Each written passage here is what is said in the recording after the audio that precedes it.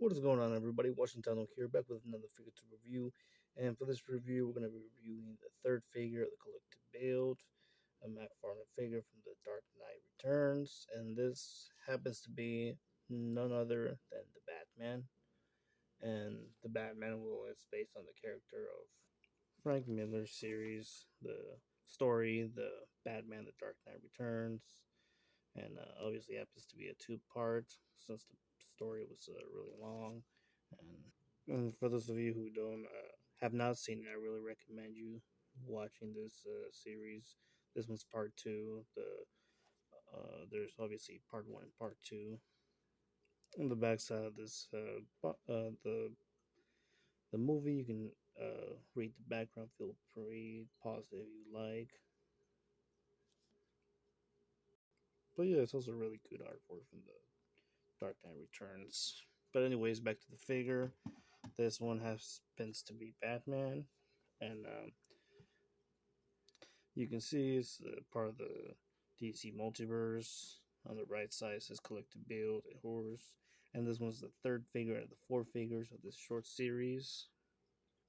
On the top of the box, it shows that it's 22 points of articulation, McFarlane Toys logo, and the age is 12 and up. And the front of the box, the window box, you can see the figure exposed with accessories. Well, the accessories, something that we're going to see in a little bit. Inside of the box says the title of the movie, Batman the Dark Knight Returns, and McFarlane Toys on the bottom. On the other side, DC Multiverse, Batman, McFarlane Toys. The bottom of the box it shows the barcode and the code number right there with some licensing and Warner Bros. DC's arch nemesis.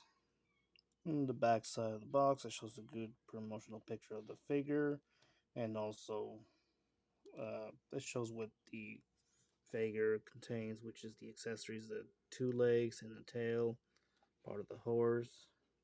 And also, it points out that the horse is 10 points of moving parts or articulation. That's something that we're going to find out after we completed the figure. And at the bottom, it shows the four figures from this short series, Batman, where it shows Joker, Robin, Batman, and Superman. So yeah, let's get them out of the box so we can have a closer look at them. Okay, here we have the figure. And we can start off with a measurement tape.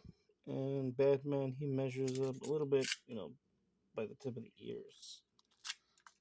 He ends up being 7 inches and a half, which turns out to be like 19 centimeters. And yeah, this is the Batman from The Dark Knight Returns. Obviously, this is a much older Batman. You can see he's a little bulkier and a little bit like wrinkled. You can tell by the mouth, the face, and like obviously the suit shows that it's like a fabric suit. There's like not really like an armor. You can just like see right through it, and yeah, I mean it. Just the utility belt, they're all pockets. I was hoping to see like maybe like a little more classic utility belt, but yeah, this one's all black with gray, and obviously Mattel released a figure like this one, but different color. The same expression face right there, just like that fight that he had with the leader of the mutants, the first part of the movie, and the cape. Yeah, the cape. I'm not too much of a fan of it. I mean, like it's all folded and it's actually really short. I know that Batman's cape is a little bit longer, much longer than Superman's. Obviously, the cape goes like down almost close to the heels. This one like ends up like in the middle of the where the shins are, and yeah, the boots, nicely done, well painted. I like the black wash in it, and yeah. For comparison, this is the Mattel version. Obviously, it's a little bit much better. You know, the cape, the cape is way much better, and plus, I really like the color blue that it brings, the blue and gray, really nice, and the symbol, the classic symbol. I really like that one. And this one, you know, is just like much more like the Ben Affleck's Batman symbol. And I mean, like the in the movie, you know, he shows the classic symbol right there. You can clearly see. But yeah, I mean the expression face is a little bit similar. Just that this one is showing a little bit more detail, more eyes, more expression than this one. And the height are almost about the same. This one's a little bit taller, just by a few centimeters. They're both a little bit. This one's actually a little bit more bulkier. You see from the sides, more bubbly arms it has, and the gauntlets too. This one's like a much harder plastic, and this one is like a little bit, a little bit softer. Yeah, and obviously this one has an app crunch, and this one doesn't. So yeah, and then this one's like a little bit more noticeable, the app crunch. And the utility belt, yeah, still not the best either. I mean, but at least it's all yellow on this one. Better, much. It's much worked, much detailed. It also goes in the back too, and that this one as well. The only thing, the good thing I like about this one, besides the color, it's also the cape. I like how the cape is more standard, and this one is just like folded back. And this one is much longer. The cape is much longer, maybe because it's expanded, or who knows. Actually, it actually does go all the way close to the heels, as you can see. Like not like this one. This one goes a little bit. It's a little bit shorter. So yeah, I would much prefer this Batman that has a longer cape, and it's just like this one. That would have been great. And for accessories, obviously they were a little bit more generous with this one. It has 8 accessories in total. One is happens to be the tail of the horse. So a little heavy, a little harder plastic. There's no movement on the tail. It's only this just pack here. And yeah, obviously, you can hinge it and also swivel. That's the only thing that it has. But in the tail, it almost looks like a piece of hair. It actually shows really well, like the texture. I like the paint, nicely done. And then this happens to be the two front legs of the horse, because the back legs are much.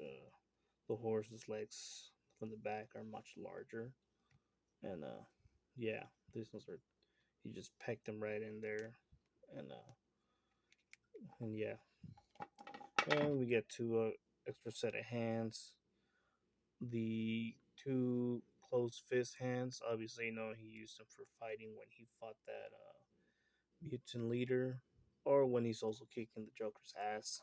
That's also, you know, useful. And we also got this little base stand, you know, standard base stand, with a single peg, DC logo, nothing on the back. And we also got this little batarang with the rope, the one he shoots out and he swings around, just like what you see in the trading card.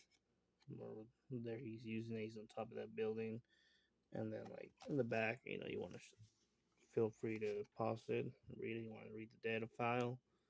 You know, real name is Bruce Wayne.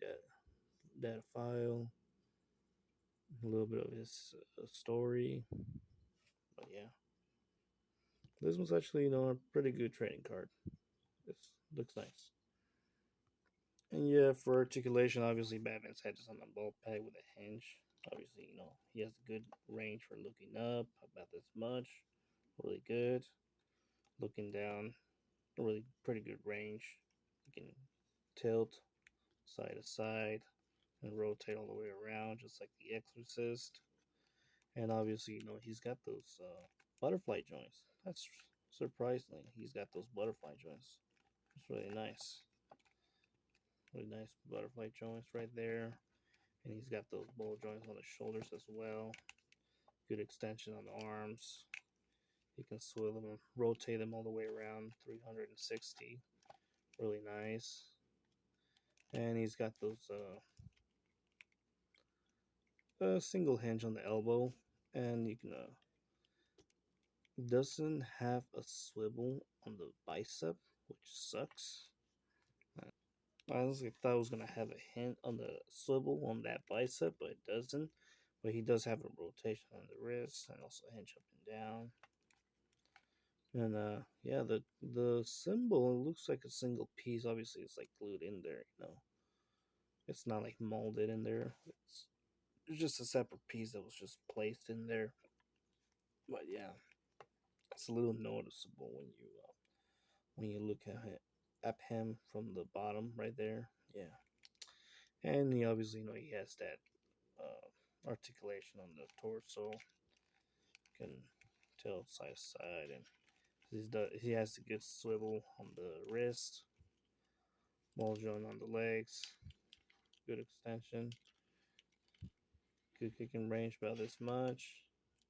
He does have those really noticeable cuts on the thighs right there. He's got those swivels. He's got those double hinges on the knees. No rotation on the shin guard or the boot, whatever. But he does pivot and hinge on the feet, and a little hinge on the toe, and also rotate as well. So yeah, some really nice possibility you can do with this guy. It's really nice, just like it shows on the trading card. It's really nice, and of course you can swap him up with the closed fist, so that way like he's like that one scene where he's gonna fight the mutant leader, or he's gonna kick the Joker's ass like over and over again. So yeah, for comparison size, you see him with the other Batman from Dark Knight Returns that we just saw in a little bit. It's a 7-inch figure and from Mattel, and with a 6-inch Adam West Batman. All three figures are from Mattel. Sorry, two figures are from Mattel. That one's from McFarlane. Here you see him next to a Batman from the animated series, a 6-inch and a half from DC Collectibles, and a 6-inch Batman from Mattel. Two 6-inch and a half DVZ figures from Dragon Stars. From Marvel Legends, here you see him with two 6-inch Wolverines, both figures from Hasbro. Here you see him with two other 7-inch and a half Batmans, all three of them from McFarlane. Here you see him with a 7-inch Dutch and a 7-inch Ellen Ripley, both figures from NECA. Two 9-inch and a half Xenomorphs from NECA. And of course, with a 9-inch AVP Predator and a 8-inch and a half Predator from Predator 2, both figures from NECA. So yeah, this was the Batman from the Dark Knight Returns. Obviously, the third figure of this short series. What do you guys think of this figure? Would you add him to your Batman collection? Absolutely, to me, as I collected the one from Mattel. Let me know what you guys think, and I really recommend you watching the movie for those of you who haven't. And another short detail about the legs of the horse. And right here, you see the letters. It says RQ and LQ. Obviously, it shows that which one is the left leg, which one is the right leg.